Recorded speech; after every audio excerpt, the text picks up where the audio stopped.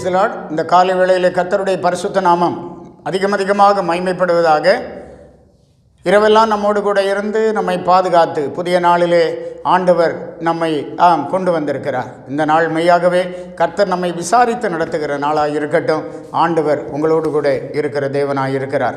இந்த காலை நேரத்திலும் கூட நம்முடைய தியானத்துக்காக தெரிந்து கொண்டதான வேத பகுதி சங்கீத புத்தகம் 94ஆம் சங்கீதம் 22வது வசனம்.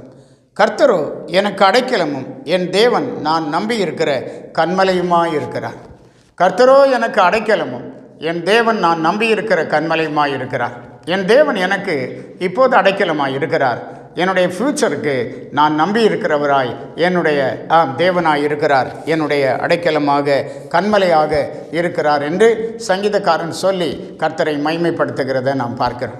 இந்த நாட்களில் இக்கட்டான காரியங்கள், இக்கட்டான சூழ்நிலைகள், பயங்கரமான சூழ்நிலைகள் நிறைந்ததான ஒரு உலகத்தில், சம்பவங்கள் நிறைந்த ஒரு உலகத்தில் நாம் ஜீவிக்கிறோம். ஆனால் கர்த்தர் நமக்கு அடைக்கலமாக இருக்கிறார். நம்முடைய எதிர்காலத்துக்கு, நம்முடைய ஃப்யூச்சருக்கு நம்முடைய ஆண்டவர் தான் நாம் நம்பிக்கையாக நம்முடைய கன்மலையாக இருக்கிறார் என்று பார்க்கிறோம். ஆகவே கர்த்தருடைய இரக்கங்கள் நாம் நித்திய காலமாக நமக்கு கிடைக்கும்படியாக நாம் எப்போதும் ஆண்டவரை சார்ந்து அவர் சித்தம் செய்ய வேண்டியது மிகவும் அவசியமான ஒரு காரியமாக காணப்படுகிறது. சங்கீத புத்தகத்தில் நாம் படிக்கிறோம் 37வது சங்கீதம் 39வது வசனம். நீதிமான்களுடைய இரட்சிப்பு கர்த்தரால் வரும், இக்கட்டு காலத்தில் அவரே அவர்கள் அடைக்கலம் என்று சொல்லப்பட்டிருக்கிறது. இக்கட்டு காலத்தில் மனுஷனுடைய உதவி விருதா, ஆனால் கர்த்தரே நம்முடைய அடைக்கலம். கர்த்தர் நமக்கு எல்லாவற்றையும் செய்து தந்து நம்மை விடுவிக்கிற தப்பு வைக்கிற ஆண்டவராக இருக்கிறார். நீதிமொழிகளில் கூட நான் வாசிக்கும் போது 14ஆம் அதிகாரம் 26வது வசனத்திலே கர்த்தருக்கு பயப்படுகிறவனுக்கு திட நம்பிக்கை உண்டு, அவன் பிள்ளைகளுக்கும் அடைக்கலம் கிடைக்கும் என்று சொல்லப்பட்டிருக்கிறது. இந்த காலை நேரத்தில் திட நம்பிக்கையோடு நாம் தெய்வ பயத்தோடு ஆண்டவருக்காக ஜீவிப்போம். நிச்சயமாக கர்த்தர் உங்கள் தலைமுறைகளுக்கு அடைக்கலமானவர் என்கிறத நீங்கள் மறந்து போகக்கூடாது.